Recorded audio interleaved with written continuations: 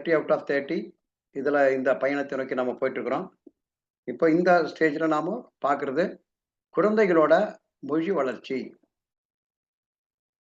இப்போ ஏற்கனவே ஒரு தடவ நம்ம ரிவிஷன் பண்ணிக்கலாமா அப்படின்னா, ஜஸ்ட் பார்க்கலாம். ஒரு கிளான்ஸ் இங்கிருந்து நம்ம ஆரம்பிக்கலாம். அதாவது குழந்தைகளோட மனத்திறன் பத்தி மன செயல்பாட்டுக்கு முந்தைய பருவம் 2 டூ 7 ஆண்டுகள்ல பார்த்தோம். இந்த மன செயல்பாட்டுல வந்து குழந்தைகளோட மன உருவங்களை பயன்படுத்துது. மொழி வளர்ச்சியை வந்து நம்ம மொழி வளர்ச்சிய வந்து குழந்தைகளுக்கு உதவ பார்க்கும்.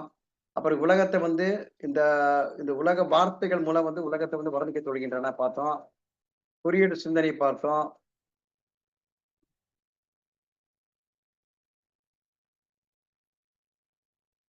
இந்த குழந்தையின் மொழி வளர்ச்சியில நம்ம பார்க்கிறது பாருங்க. ஒரு பிறந்த குழந்தை உடல் வளர்ச்சி மற்றும் அறிவுத்திறன் வளர்ச்சி அடைந்ததும் தன் முதலாவதாக பிறந்த நாளில் பாருங்க. முதலாவது பிறந்த நாளில் அதாவது 10 டூ 14 மாதங்கள் அடையாளம் காணக்கூடிய தெளிவான உச்சரிப்புடன் கூடிய முதல் சொல்லை உச்சரிப்புடன் முதல் சொல்லை பேசுகின்றது. 10 டூ 14 மாதங்கள். அப்போ அம்மா, தாத்தா, அத்தை போன்ற சொற்கள் குழந்தையின் முதல் சொற்களாக வருகின்றன.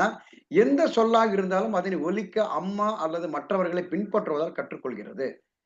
இதனா யார் வந்து அதை இமிட்டேட் பண்றது? ஏதோ இங்க வந்து ஃபாலோ பண்றாங்களோ, அது வந்து அவங்க மூலமா கத்துக்கிறாங்க. அது அம்மா, அப்பா மற்றவங்க இல்ல. பக்கத்து உறவினர்கள் இருக்கலாம். அது என்ன பக்கத்து வீட்லயும் நம்ம இருக்கலாம்.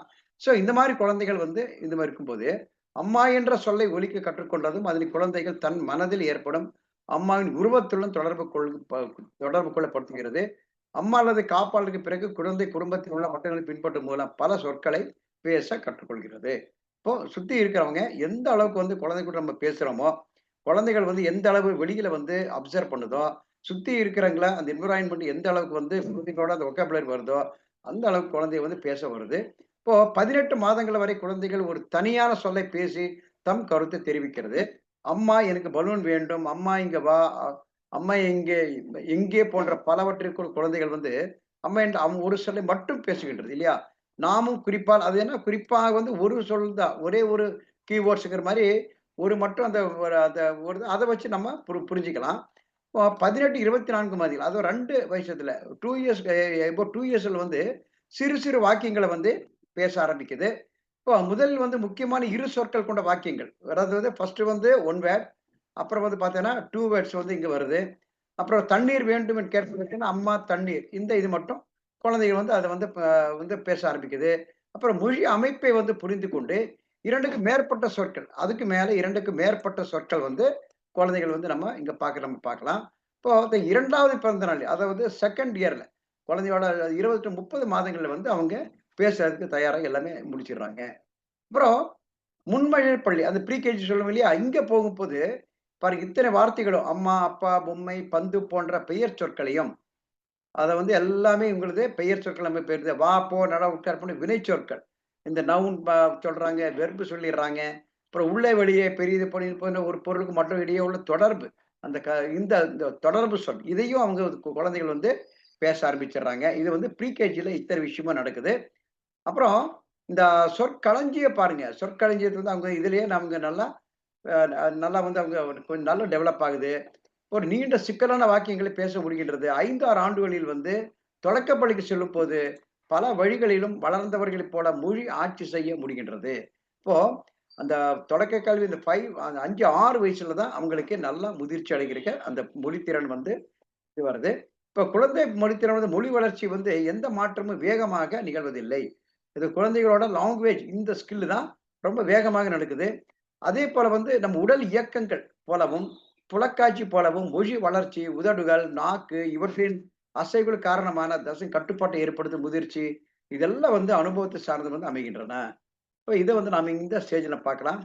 இப்போ குடும்ப பின்னணிக்கும், குழந்தையின் மொழி வளர்ச்சிக்கும் தொடர்பு இருக்குதா? குடும்ப பின்னணி வந்து எவ்வாறு குழந்தையோட மொழி வளர்ச்சியில் வந்து பங்கு கொள்கிறதுன்னு நீங்க பார்க்கலாம். இப்போ குழந்தைகள் வந்து பள்ளிக்கு ஓரளவு மொழி வளர்ச்சி வந்து கூட தன் குடும்ப பின்னணியிலிருந்து வர்றாங்க. இந்த வர்ற குழந்தைங்க வந்து, அந்த குழந்தைங்க பேசும் தாக்கம் வந்து எங்கன்னா, குடும்ப பின்னணியை பொறுத்து குழந்தையை பயன்படுத்தும் ஒலிப்பு முறை, இந்த வாக்கியத்தில் வந்து அழுத்தம் கொடுக்கும் இடம் ஆகியவற்றை வேறுபடுகிறது இல்லையா? இப்ப குடும்ப பின்னணியில் வந்து பூவா, ஆ, மம்மு இந்த மாரி வந்து குழந்தைகள் வந்து பேச ஆரம்பிக்குது. இந்த குழந்தைகள் வந்து தாயிடமிருந்து கற்றுக்கொள்கிறது இல்லையா? இதனை வந்து குழந்தைகள் தாயார் மொழி அது ஹோம் லாங்குவேஜ். இப்போ ஹோம் லாங்குவேஜ்ங்கிறது நம்ம ஒவ்வொரு குழந்தைகளுக்கும் அந்தந்த சூழ்நிலைக்கு தகுந்த மாரி, அந்த என்வைரன்மென்டல் ஃபேமிலி பேக்ரவுண்ட் தகுந்த மாரி, இப்போ சோறுனா ஒவ்வொரு வீட்லயும் ஒவ்வொரு மாதிரி பேர் வச்சிருப்பாங்க. இப்போ ஒரு ஒரு நாயினா, ஒரு பப்பினா அதுக்கு ஒரு பேர் வச்சிருப்பாங்க. இப்ப தண்ணிக்கு ஒரு பேர் வச்சிருப்பாங்க. ஸோ இந்த மாரி வந்து ஹோம் லாங்குவேஜ்ல அம்மா குடுக்குற சொல்றதுக்கு வந்து ஒவ்வொரு குழந்தைக்கும் வேறுபடும். அப்புறம் அதே மாரி வட்டார வழக்குகள் ஏற்றபடியும் அந்த குழந்தைகளோட அந்த லாங்குவேஜ் வந்து வேறுபடும். அப்புறம் மொழி வளர்ச்சியில் வந்து இந்த குழந்தைகளோட வட்டார மொழியில இருக்கின்ற அந்த குழந்தைகளையும் கத்துக்கிறாங்க. அப்புறம் ஸ்கூல்ல வர்றாங்க இல்லையா? அதுக்கப்புறம் ஸ்கூல்ல வரும்போது பள்ளியில் இருந்து கூட அது வந்து பள்ளியில் கூட அவங்க கத்துக்கும்போது, அந்த வட்டார மொழி லாங்குவேஜும், அப்புறம் வீட்ல வந்து ஹோம் லாங்குவேஜ் படிப்படியா என்ன ஆகுதுன்னா கம்மியாகும். அப்புறம் நம்மளுடைய அ இந்த சிறிதாக அது மறைந்து, நம்ம சாதாரண இந்த மொழி நம்மளுடைய பேசும் மொழி வந்து குழந்தைகள் மொழி வளர்ச்சி வந்து இங்க வந்து வேறுபட்டத நம்ம பார்க்கலாம். இப்ப சின்ன ஒரு உதாரணத்துக்கு எடுத்துட்டோம்னா, பொருளாதார ரீதியில இருந்து பின்தங்கிய குடும்பத்தில் வரும் குழந்தைகளுக்கு குறைவான அனுபவங்கள் இருப்பதால், ஒரு சொல்லாட்சி திறன் பொருளாதாரத்தில் முன்னேறிய குடும்பங்களிலிருந்து வரும் குழந்தைகளுக்கு வந்து சொல்லாட்சி திறன் வந்து குறைவாகவே இருக்கும். இப்ப இதில பார்த்தா அத ஃபேமிலி பேக்ரவுண்ட் இங்க வந்து கம்பேர் பண்றாங்க. கொஞ்சம் ஒரு மிடில் கிளாஸ், ஒரு லோயர் மிடில் கிளாஸ் இந்த மாரி இருக்கிற ஸ்டேஜுக்கும், நல்ல ஒரு ஒரு அப்பர் மிடில் கிளாஸ்க்கு வர வர ஸ்டேஜ் இருக்கிற குழந்தைகளுக்கும், அங்க இருக்கிற கான்வர்சேஷன் வந்து டிஃபரெண்ட்டா இருக்கும். அங்க இருக்கிற அந்த பீப்பிள்ஸோட அவங்களோட லாங்குவேஜ் ஸ்டைல் டிஃபரெண்ட் இருக்கும். பாடி லாங்குவேஜ் வந்து டிஃபரெண்ட்டா இருக்கும். ஸோ இதெல்லாம் வந்து குழந்தைகளுக்கு ஒரு இமிடேஷன் பண்றாங்க. அது வந்து இவங்களோட லாங்குவேஜ் ஸ்கில்ல இம்பாக்ட் ஆகுது. ஸோ இந்த இம்பாக்ட் வந்து குழந்தையோட ஸ்போக்கன் இதுல வந்து பயங்கரமா வித்தியாசமா இருக்குன்னு சொல்றாங்க. அதேபோல பொருளாதாரத்தில் வந்து உயர்ந்த குடும்பங்கள் உள்ள குழந்தைகள் வகை வகையான பொம்மைகள், ஆடைகள், உணவு வகைகள், வெளி அனுபவங்கள் கிடைக்கின்றன. அதே மாரி லாங்குவேஜ் ஸ்கில்லும் அங்க வந்து நெறைய டெவலப்மென்ட் கிடைக்குது. மேலும் வீட்ல பல வகையான வீட்டு பொருள்கள் உபயோகப்படுத்துறாங்க. இதுவும் கூட குழந்தைகளோட அது என்னன்னு ஒவ்வொன்னா கேட்கிறது இல்லையா? இப்போ நெறைய ஆப்ஜெக்ட் காட்டுறாங்க. நெறைய இடத்துக்கு வந்து கூட்டிட்டு போறாங்க. நெறைய ஒரு எக்ஸ்பீரியன்ஸ் அந்த குழந்தை கேதர் பண்றது. நெறைய ரிலேஷன்ஸ் வர்றாங்க. நெறைய பெர்சன்ஸ் மீட் பண்றாங்க. அப்போ ஒவ்வொருத்தரும் ஒவ்வொரு லாங்குவேஜ் ஸ்டைலும், ஒவ்வொரு ஆப்ஜெக்டும், ஒவ்வொரு பிளேஸும், ஒவ்வொரு சீன்ஸும் குழந்தைகள் மனதில கிரியேட் ஆகும்போது, அந்த ஒவ்வொரு குழந்தைங்க கேட்டு அறிஞ்சு, அறிஞ்சு என்ன பண்ணுவாங்கன்னா, இவங்களோட மொழி வளர்ச்சி வந்து ரொம்ப அதிகமாகவே ஏற்படுகிறது. அப்போ இந்த வட்டார மொழி வந்து குழந்தைய எவ்வளவு பாதிக்குது அப்படின்னா, இப்ப சில வட்டார மொழியில் வந்து இடது பக்கமாக செல் என்பதற்கு பீச்சங்கை பக்கம் செல்லுன்னு சொல்லுவாங்க. அப்புறம் ஓரட்டு கைங்கிறது என்ன இந்த வலது கைன்னா இந்த பக்கமா சொல்லுவாங்க. ஸோ இந்த மாரி சின்ன சின்ன இந்த தவளைய பாரு என்ன கூப்பிடுறாங்க பாரு, தவக்கலைன்னு கூப்பிடுவாங்க. ஸோ இந்த மாரி வட்டார மொழி சொற்கள் வந்து குழந்தைகளையும் நல்ல ஒரு மொழி வளர்ச்சியில நல்லாவே இம்பாக்ட் பண்ணும். தங்கள் வட்டாரத்தில் குழந்தைகள் பேச்சுக்களை உற்று நோக்கி அவர்களை தாயார் மொழி அறிந்து, அவருக்கு இணையான சரியான தமிழ் சொற்களை குழந்தை பயிற்சி அளிக்க வேண்டும். அப்ப நம்ம வந்து ஏஸ் எ டீச்சர் வந்து குழந்தைகள வந்து நம்ம எந்த வட்டார மொழியில அந்த லோக்கல் லாங்குவேஜ் என்னான்னு கண்டுபிடிச்சு, அந்த குறிப்பிட்ட ஒரு பொருளுக்கு இருக்கின்ற சரியான மொழியை, சரியான மொழி வளர்ச்சிய, சரியான லாங்குவேஜ், சரியான அந்த வேர்ட்ஸ வந்து நம்ம சொல்லிக் குடுக்கிறது நமக்கு அத்தியாவசியமா அடிப்படையில் நமக்கு தேவைப்படுது. இப்போ இந்த குழந்தை மொழி வளர்ச்சி வந்து தொலைக்காட்சி தாக்கம். இது ஒரு முக்கியமான ஒரு காரணிய நம்ம இங்க பார்க்கலாம். இப்போ இந்த தொலைக்காட்சி தாக்கம் வந்து குழந்தைகளுக்கு மட்டும் இல்ல. இப்ப பெரியவர்கள் கூட வயதானவர் வரைக்கும் கூட இந்த தொலைக்காட்சி தாக்கம் வந்து ரொம்பவே நமக்கு தூக்கம் இல்லாம பண்ணிட்டு இருக்குது. ஒவ்வொரு விஷயத்திலயும். இப்போ இந்த தொலைக்காட்சி தாக்கம் வந்து குழந்தைகளுக்கு வந்து எப்படி வருது பாருங்க. எப்படி பார்க்கிறோன்னா, இது வந்து நம்ம மொழி வளர்ச்சியில் வந்து வேகத்தை பெற்றிருக்கும் குழந்தை, தொலைக்காட்சியில் பேசப்படும் மொழி எளிதாக உள்வாங்கிக் கொள்கின்றது.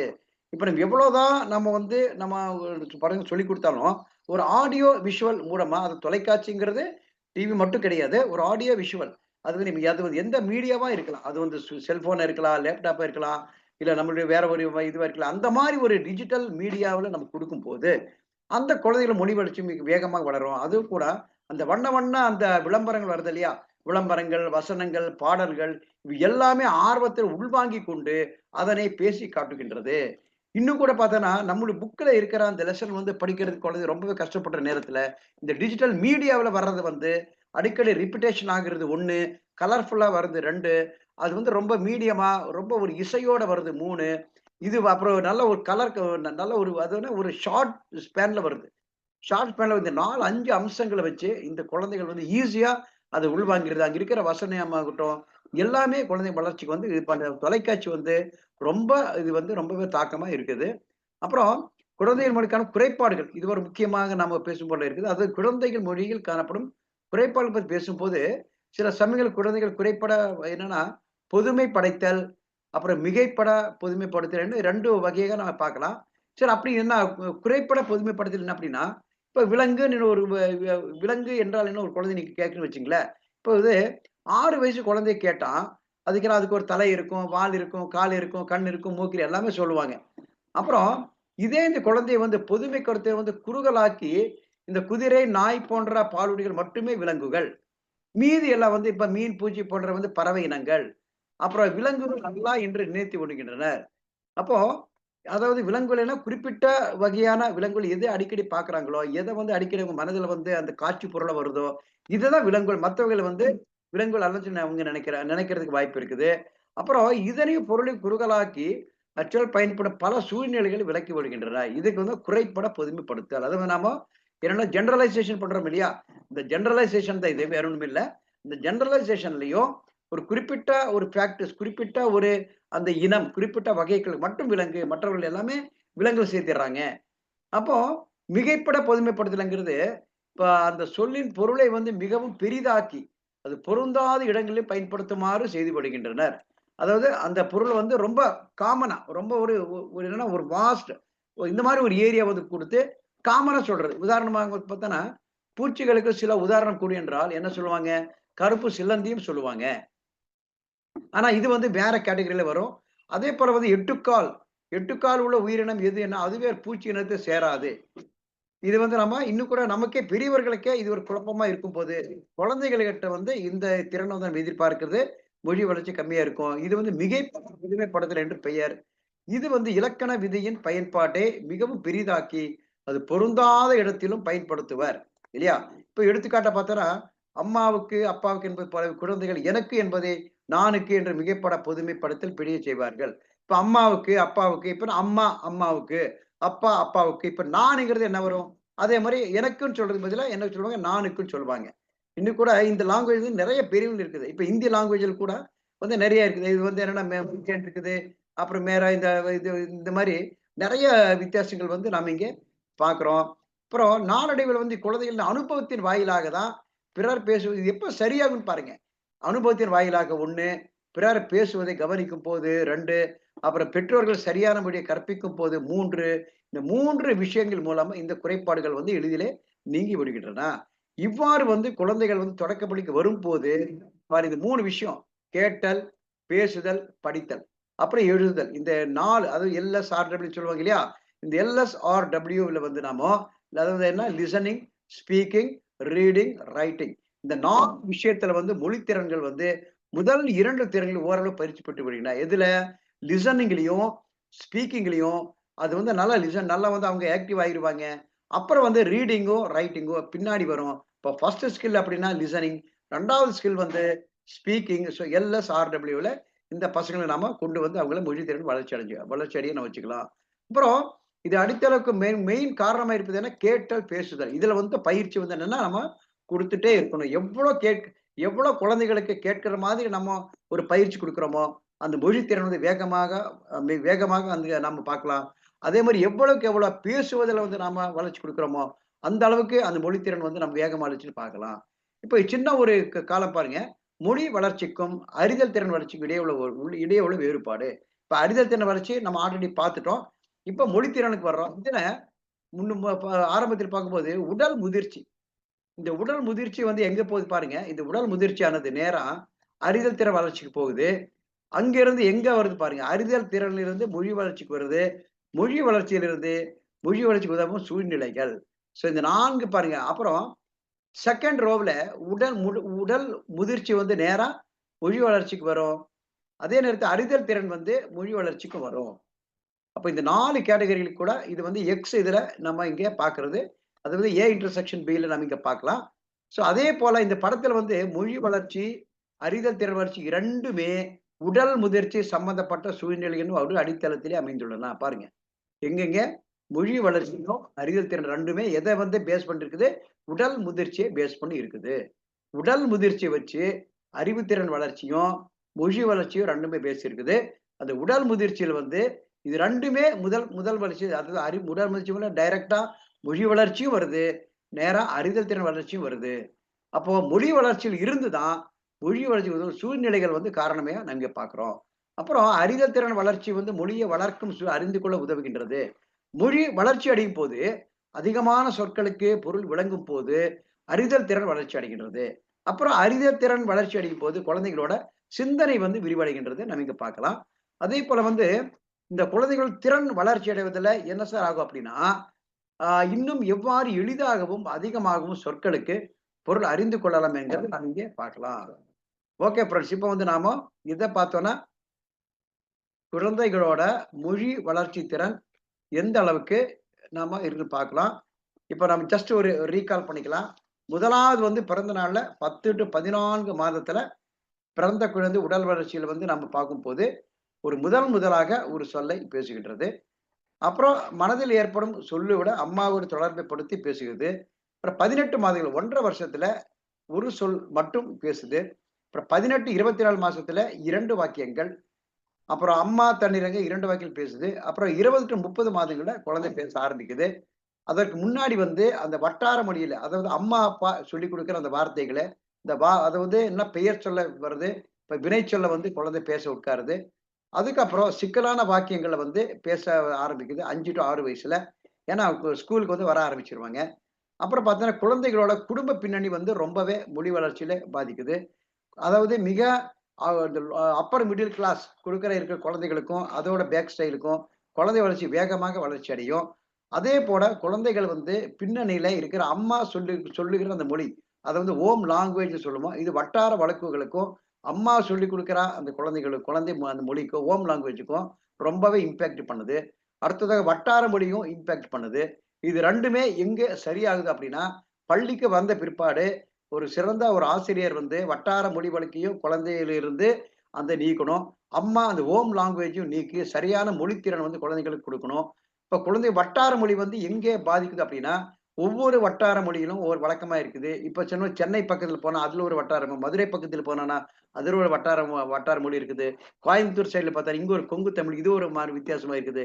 இது எல்லாமே மீறி குழந்தைகள வந்து டாமினேட் பண்ணாமே, உண்மையான அந்த தமிழ் அந்த இலக்கண சார்பாக இலக்கியத்தோட பேசுவதற்கு ஆசிரியர்கள் பயிற்சி அளிக்க வேண்டிய கட்டாயத்தில் இருக்கிறாங்க. அப்புறம் இந்த குழந்தை மொழி வளர்ச்சியில தொலைக்காட்சியோட தாக்கம் மிக அதிகமாகவே இருக்குது. தொலைக்காட்சி என்று மட்டும் இல்லாமல் ஒரு டிஜிட்டல் மீடியா இது வந்து செல்போனா இருக்கலாம். அப்புறம் ஒரு டிஜிட்டல் ஒரு லேப்டாப் இருக்கலாம், டெஸ்க்டாப் இருக்கலாம். என்னவோ டிஜிட்டல் மீடியா வந்து பார்க்கலாம். அப்புறம் மொழியியல் கல்வி குறைபாடுகள் பார்த்தோன்னா, ரொம்ப குறைபாடு வந்து பொதுமைப்படுத்தல், அப்புறம் வந்து அதிக குறைபட பொதுமைப்படுத்தல், மிகைப்பட பொதுமைப்படுத்தல் 2 விஷயம். குறைமை பொதுமைப்படுத்தல்ங்கிறது உதாரணத்துக்கு ஒரு விலங்குகள் அப்படின்னா, விலங்குகளுக்கு வேண்டிய அந்த வரைமுறைகள், அந்த உறுப்புகள், ஒரு கண், காது, மூக்கு இதுதான் சொல்றாங்க ஒழிய, அப்புறம் வந்து பொதுவாக அவங்களால சொல்ல முடியாத கட்டத்தில் இருக்கிறாங்க. இந்த மிகைப்பட பொதுமை அப்படின்னா, ஒரு பூச்சிகள் இனத்த சொல்லுங்க அப்படின்னா, இது வந்து சிலந்திக்கால் பூச்சிய சொல்லுவாங்க. ஏன்னா சிலந்தி, எட்டுக்கால் பூச்சி வந்து பூச்சி இனத்துல வராது. ஊர்வனத்துல வராது. ஸோ இந்த மாரி வந்து இந்த பூச்சி, ஊர்வன, பரப்பன இதுலயும் அவங்க குழந்தைகள் வந்து ரொம்பவே ரொம்ப குழப்பமான இதுல இது பண்ணாங்க. பொதுமைப்படுத்தல் வந்து ரொம்ப கஷ்டமா இருக்கும். அதையும் நம்ம சரி பண்ணணும். அப்புறம் மொழி வளர்ச்சியில வந்து அறிதல் திறன் வளர்ச்சி உள்ள வேறுபாடு பாருங்க. இந்த அறிதல் திறன் வளர்ச்சியும், மொழி வளர்ச்சியும் எத பேஸ் பண்ணி இருக்குதுன்னா, உடல் முதிர்ச்சிய தான் பேஸ் பண்ணி இருக்குது. அது மொழி வளர்ச்சி வந்து அடுத்த கட்டத்துல எங்க உதவுதுன்னா, மொழி வளர்ச்சி சூழ்நிலைகள் காரணமா மொழி வளர்ச்சிங்கிறது உதவுகிறது. அப்புறம் இதுல வந்து இத வந்து எளிதாகவும், அதிகமா சொற்கள அறிந்து கொள்ளும்போது, நம்ம சிந்திக்கும்போது, குழந்தையோட மொழி வளர்ச்சி வந்து ரொம்ப அதிகமா இருக்குன்னு பார்க்கிறோம். Okay friends. இந்த செக்மென்ட்ல ஒரு நல்ல முக்கியமான கேள்விகளுக்கும் நீங்க கேட்க வாய்ப்பு இருக்குது. அதாவது மொழி வளர்ச்சி வந்து வட்டார மொழி எந்த அளவு தாக்கத்தை ஏற்படுத்துது? தொலைக்காட்சி ஒரு டிஜிட்டல் மீடியா எந்த அளவு தாக்கத்தை ஏற்படுத்துகிறது? குழந்தைகள் வந்து ஏன் முதல் வகுப்பில் வந்து ஒரு ஆசிரியர் வந்து அந்த மொழி திறமையில வந்து குடுக்குறாங்க? இந்த 4 வகையான திறன்கள் என்னென்ன? அந்த LSRW என்பது என்ன? அந்த LS என்பது முதலாக கேட்டல், அப்புறம் பேசுதல் எந்த அளவுக்கு ஒரு குழந்தையின் மொழி வளர்ச்சியில் எந்த அளவிற்கு ரொம்ப மிகவும் முக்கியத்துவம் வாய்ந்ததா இருக்குது? ரீடிங் அண்ட் ரைட்டிங் எந்த ஸ்டேஜ்ல நம்ம குடுக்கணும்? எந்த எந்த மாதத்தில, அதாவது எந்த பருவத்தில் குழந்தைகள் வந்து ஒரு சொற்களை, அது ஒரே ஒரு சொற்களை வந்து பேச முடிகிறது. 2 சொற்களை எப்பொழுது பேசுவாங்க? வட்டார வழக்கு எந்த அளவு குழந்தை பாதிக்குது? ஹோம் லாங்குவேஜ் என்பது என்ன? இதெல்லாம் வந்து இந்த குழந்தை இந்த கேள்வி எதிர்பார்க்கலாம். இதுலயும் நாம் ஒரு 20 பிடிஎஃப் வந்து நீங்க குடுத்திருக்கிறோம். அதையும் நீங்க மறக்காம டவுன்லோட் பண்ணுங்க. ஃபைல் பண்ணி வைங்க. ரிவிஷன் பண்ணுங்க. ஓகே வியூவர்ஸ், இந்த நெக்ஸ்ட் வீடியோ டாபிக் வந்து குழந்தையின் அறிதல் திறன் வளர்ச்சியில் குடும்ப சூழல் மற்றும் குடும்ப உறுப்பினர் மனப்பான்மை ரொம்ப ரொம்ப இம்பார்ட்டன்ட். ஏன்னா இந்த காலத்துல குழந்தைகள் வந்து பிற்காலத்துல ஒரு நல்ல ஒரு மனிதனா வாழ்வதற்கு, ஒரு சொசைட்டில நல்ல ஒரு ஒரு அமைப்பா வர்றதுக்கு, நம்ம எவ்வளவுதான் டீச்சர்ஸ் வந்து பாடுபட்டாலும், ஆரம்ப ஸ்டேஜ்ல ஒரு திறன் வளர்ச்சியில நம்மளுடைய குடும்ப உறுப்பினர்களோட பங்கும், அப்புறம் அதோட குடும்ப சூழல் எந்த அளவு முக்கியம்ங்கிறத நம்ம இங்க படிக்கலாம். இது ஒரு ஏற்கனவே நம்ம சொன்னது போல இது வந்து ஒரு பாடம், ஒரு தேர்வு வந்து விடுச்சேன்னு சொல்லி ஒரு சுகமா நினையுங்க. இது வந்து இந்த ஏன்னா இந்த இப்ப விட்டா இது ஒரு வாய்ப்பா நினையுங்க. ஏன்னா ஒரு உளவியல் படிப்பதற்கு எனக்கு ஒரு வாய்ப்பு கிடைத்திருக்குன்னு சொல்லி, இந்த யுனிவர்ஸுக்கு நீங்க வந்து தேங்க் யூ பண்ணுங்க. கிராட்டிட்யூடா இருங்க. இத வந்து இன்னும் பார்க்கலாம். இன்னும் நெறைய நாள் இருக்குது. இன்னும் 1 மாசம் மேல டைம் இருக்கு. ஒவ்வொரு நாளும் இது பார்க்கலாம். அடுத்த வீடியோவுல இந்த குழந்தையின் வளர்ச்சிய பத்தி நாம குடும்ப உறுப்பினர் பத்தியும், அதே மாரி குடும்ப சூழல் பத்தி பார்க்கலாம். அதுவரைக்கும் will see you bye friends. இது வந்து சப்ஸ்கிரைப் பண்ணலன்னா சப்ஸ்கிரைப் பண்ணுங்க.